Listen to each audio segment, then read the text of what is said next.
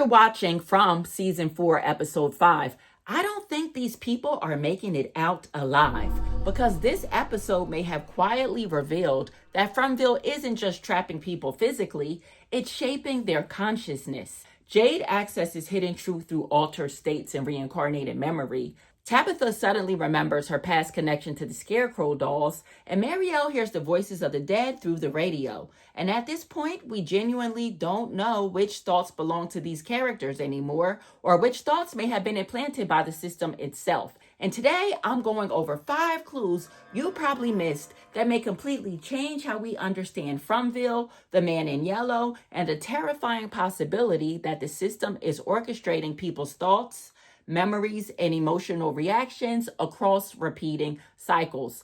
I'll also be discussing a few questions that I have after watching this episode. But before we get started, let me introduce myself if you're new here. And if you're not new here, then welcome back. My name is Brandy, and I realize that you could be on any channel in the world, but you're right here with me, and I really do appreciate that. So please go ahead and like this video. It really does help the channel out, and I greatly appreciate it. And also subscribe to the channel if you do enjoy watching TV show reviews. Quick housekeeping note: From will not air next week because of the Memorial Day holiday break here in America, but don't worry, because I'll still be covering the brand new Apple TV mystery series, Widow's Bay. And honestly, it is a really good mystery series, so stick around for that video while we wait for From to return. Now, clue number 1 involves Jade. One of the biggest clues in episode 5 is that Jade never physically traveled anywhere during his mushroom trip. Boyd confirms that Jade never actually left the office, but somehow Jade still accessed information that felt real. He saw the sacrifice chamber, he saw reincarnating versions of himself, the children, and what he believes is the key to saving them. And honestly, that raises a terrifying possibility. Are these actually Jade's memories, or is this the system implanting thoughts into his mind? Jade's mushroom trip may not simply be a breakthrough. It may also be evidence that the system itself is feeding him information, or worse, guiding him exactly where it wants him to go.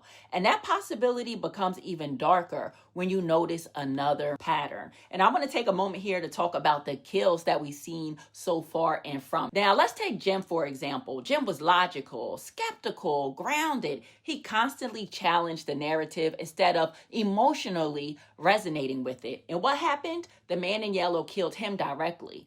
Meanwhile, characters that seem maybe less logical, like Sarah, Algin, Tabitha, and now Jade, they all remain alive because they seem like they're psychologically connected to the deeper layers of the town in some way. Almost like the system preserves people it can still communicate through. And honestly, that may be one of the scariest clues in the entire episode. And that's why I mentioned at the beginning of this video that I'm not sure if my people are ever going to make it home. They may be trapped in Fromville forever. Maybe they will figure out how to break the cycle so future people don't get trapped in From, but I don't see these people going home at this point. If so many townspeople, their minds could be manipulated to follow certain narratives. And hopefully I'm wrong, but at this point, I'm just not trusting the information that Jade received. It just seems too convenient that he found these magic mushrooms in a haunted forest, not too far from the Man in Yellow's jacket, and now all of a sudden he has answers on how to save the children. I'm not buying it just yet, but I guess we'll just have to wait and see. Clue number 2 is Sophia using the word prophet.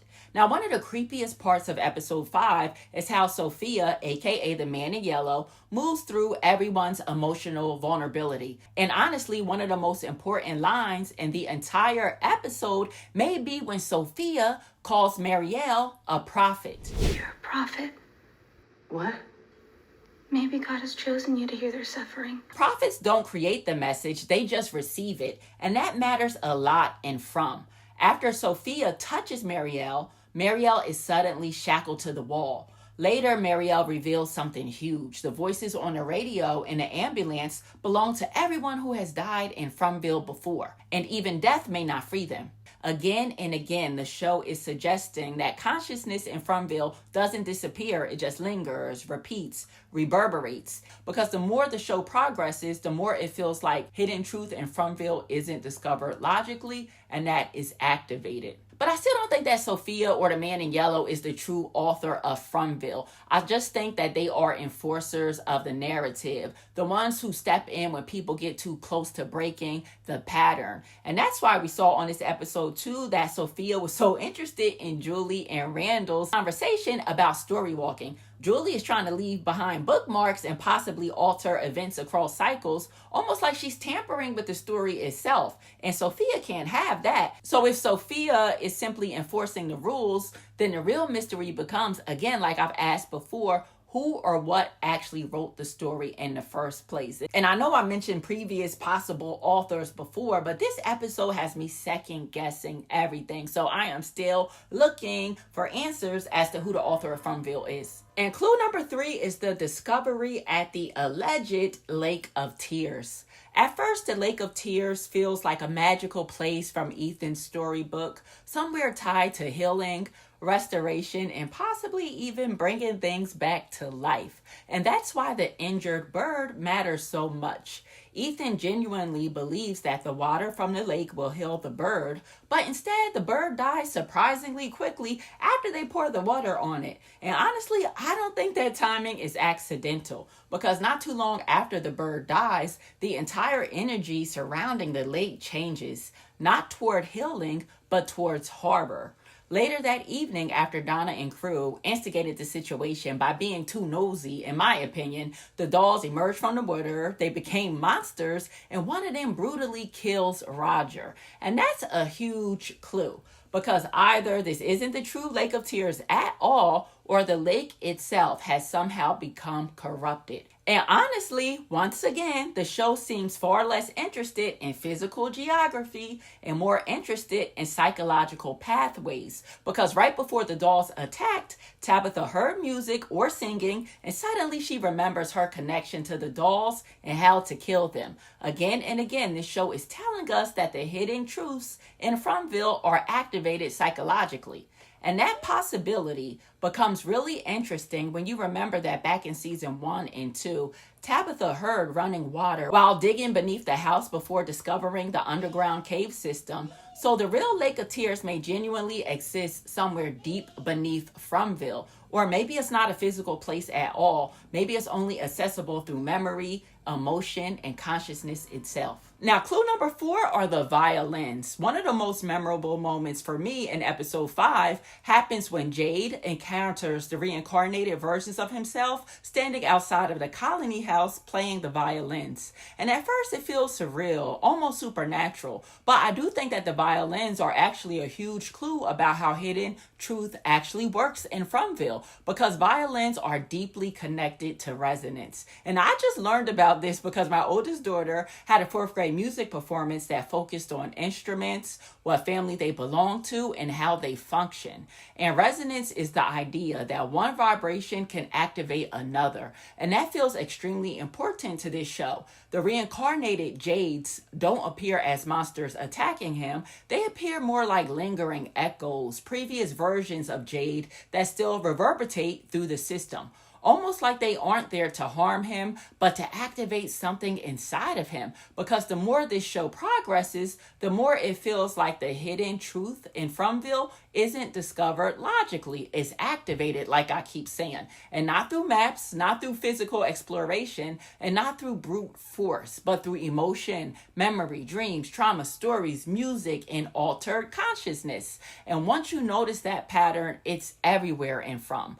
Jade, he accesses hidden truth through altered consciousness and reincarnated memories. And we see that Julie accesses hidden truth through story walking. Sarah hears voices. Elgin sees visions. I could go on and on and on. But again and again, the characters who get closest to understanding Fromville are operating outside of normal logic and perception. And music has quietly been part of that pattern the entire time. The singing outside of the cabin, we saw how that triggered Tabitha's memories of the doll, the music box that psychologically tortured Boy through sound. So that's why the violins matter so much, in my opinion. The dead Jades may not be ghosts in a traditional sense. They may be residual consciousness, memory echoes, previous cycles still vibrating through the system like unfinished songs that never fully stopped playing. And clue number 5, I see that a lot of people actually clock this one, the numbers on the radio. And if you blinked your eye though, you could have missed it. But during the scene where Marielle was going crazy in the ambulance, the number 1609 and 1759 appeared on the radio while she was hearing the voices of the dead. And longtime viewers know those numbers because Tabitha previously saw them written on a wall in the caves alongside other dates that appeared to mark the beginning or the ending of past cycles in Fromville. And that's huge because the numbers appearing during a moment of psychological breakdown may reinforce the central pattern of this entire episode. Hidden Truth in Fromville gets activated. I cannot say that enough. And Marielle isn't calmly in there just investigating clues. She's terrified. She's emotional. She's overwhelmed. And also the radio itself may also matter symbolically because radios operate through frequencies and invisible signals, just like the violins, just like voices, dreams, and the emotional resonance we keep seeing throughout this episode. And as I said, after this episode, it doesn't seem hopeful that the characters will escape, but I do think this episode may be hinting at how the characters can come together and communicate with one another and escape if they really wanted to. And it's not by just rejecting all of the dreams and the visions that they receive, but they need to balance what they're receiving with their actual selves and their own memories. Every character seems too far pulled into one direction, and some characters are completely ruined by logic and skepticism like Jim. Others become consumed by the voices, visions, fear, and emotional frequency of the town. But maybe survival requires balance, the ability to hear the system without letting it fully overwrite your own thoughts, right? Because if Fromville operates through emotional resonance and psychological influence, then the real battle may not be physical at all. It may be about maintaining your identity while still learning how to tune into the deeper truth of the system. Almost like the characters need to stop fighting the frequency completely, but also stop letting it control the music. That would be my advice to the characters to escape from. But hey, they're not communicating with each other. They don't know what's going on, and they're just letting the voices fully take over. Now I'm moving on to the questions that I have after watching this episode. First question, Donna, is she crazy? Why would she suggest that they even try to find out what was in the water? I mean, they really should have left well enough alone. And just like Roger said, that Donna, she runs things at Colony House, but she doesn't run things out there by the lake. I think they all should have rejected her idea because I think if they weren't being so nosy, that Roger still could have been alive today. Although he was the one that pulled the rope, but he still didn't deserve such a disastrous death. And I have so many questions regarding Jade and his mushroom journey.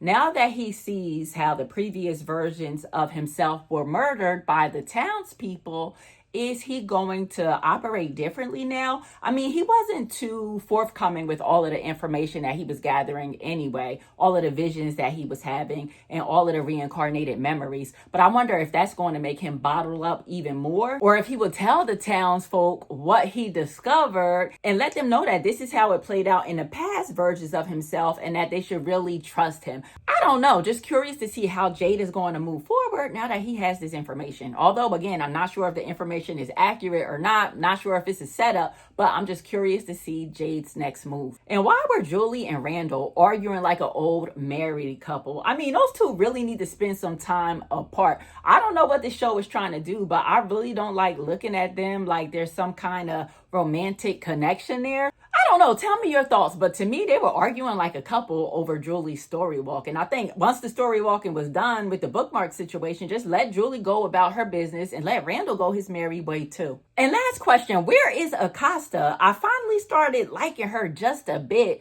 now that she's on a mission to figure out if all of the items in the basement have any significant meaning. And we don't see her for 2 episodes. Like, I'm really looking forward to seeing her and seeing her findings. But nonetheless, guys, if you made it this far along in a video, please do me a favor and drop me down a pink part below. And as always, let me know what shows you're watching. Again, I will be reviewing Widow's Bay on Apple TV, Silo next, and I might be doing the Vampire Lestat. Not sure just yet, but let me know if you're watching that show too. And as always, let me know your theories and any clues that you saw that I might have missed. But anyway, I love each and every one of you. I hope you're having a fantastic day. You guys stay safe out there. Peace.